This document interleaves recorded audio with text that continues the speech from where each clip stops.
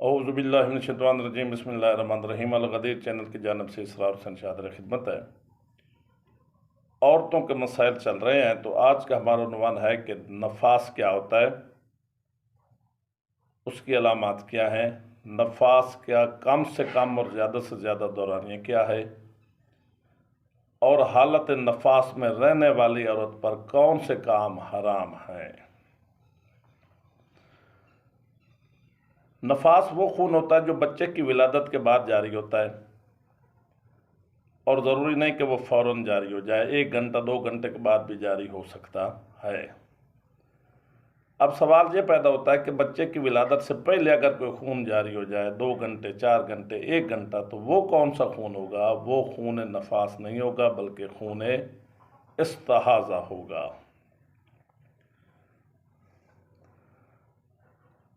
खून नफास का कम से कम कोई पीरियड नहीं है, ज़्यादा से ज़्यादा जिस तरह हालत हैज़ का कम से कम दौरानिया 3 दिन था, हालत नफास का कम से कम कोई दौरानिया नहीं है, ज़्यादा से ज़्यादा पीरियड 10 दिन तक हैं।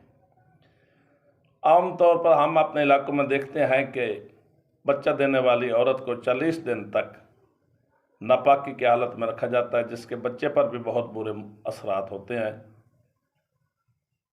ज़्यादा से ज़्यादा हालत नफास में रहना 10 दिन तक है, 10 दिन के बाद वो औरत पाक हो जाती है।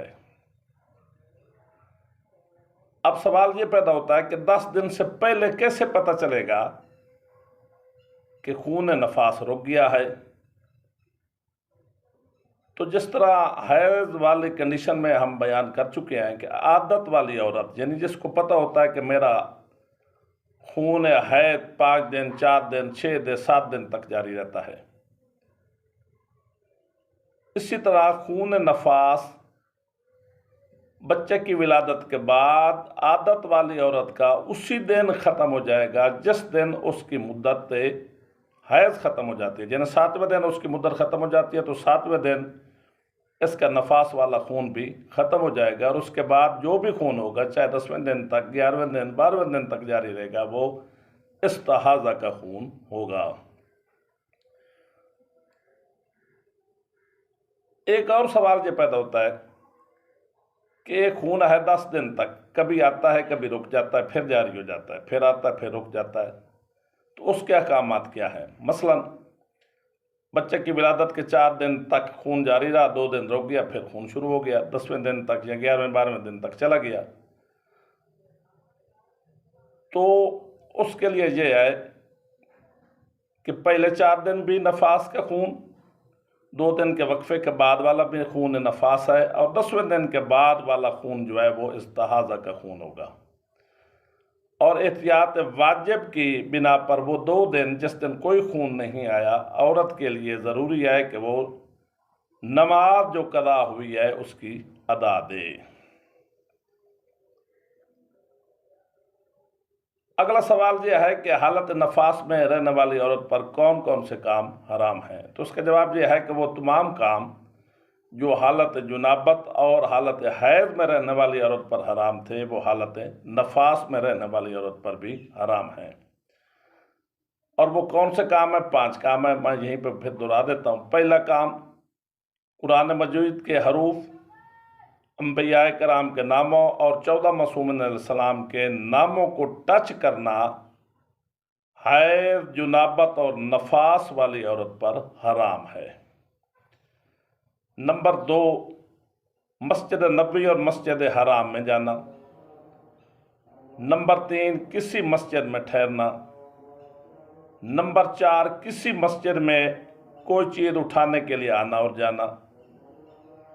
और नंबर 5, कुरान मजीद की वो सूरतें जिनमें सजदा वाजिब है। वैसे बयान किया जा चुका है कि कुरान मजीद को हाथ नहीं लगाया जा सकता, उसकी तिलावत की जा सकती है हालत हैज़, हालत जुनाबत और हालत नफास में। लेकिन वो आयात जिनमें सजदा वाजिब है, वो 4 सूरतें जिनका जिक्र पहले हो चुका है, उनकी तिलावत करना भी हराम है। अब थोड़ा सा निगाह बात लेते हैं कि हालत नफास में रहने वाली औरत के लिए, हाँ यहाँ पे इस बात का भी जिक्र कर दूँ जाए कि इन 5 कामों के अलावा सारे काम हालत नफास में रहने वाली औरत पर حلال اور جائز ہیں، وہ پاک ہے، وہ دوسروں کے اکٹھے انہیں برتنوں میں کھانا کھا سکتی ہے، اس کا بستر پاک ہے، اسے علیحدہ نہیں کرنا چاہیے، اس کا گلاس علیحدہ نہیں بنانا چاہیے، اس کے برتن جدا نہیں کرنے چاہیے، وہ ہر حالت میں پاک اور صاف ہے، اور وہ صرف یہی 5 کام نہیں کر سکتی۔ اب تھوڑا سا ذکر یہ بھی یہاں پہ میں کرنا مناسب سمجھتا ہوں کہ حالت نفاس والی عورت کے لیے احکامات کیا ہیں۔ حالت نفاس والی عورت کے لیے بقیہ احکامات وہی ہیں جو حالت حیض اور حالت جنابت والی عورت کے لیے ہیں۔ حالت نفاس میں رہنے والی عورت کو طلاق نہیں دی جا سکتی، حالت نفاس میں رہنے والی عورت سے مباشرت نہیں کی جا سکتی، حالت نفاس میں رہنے والی عورت کے لیے نماز ساقط ہے، اور روزے کی بعد میں قضا دینا واجب ہے۔ مومنین سے اپیل ہے کہ بندہ نچیز، بندہ کے بچوں، بندہ کے والدین کو اپنی دعاؤں میں یاد رکھیں۔ والسلام۔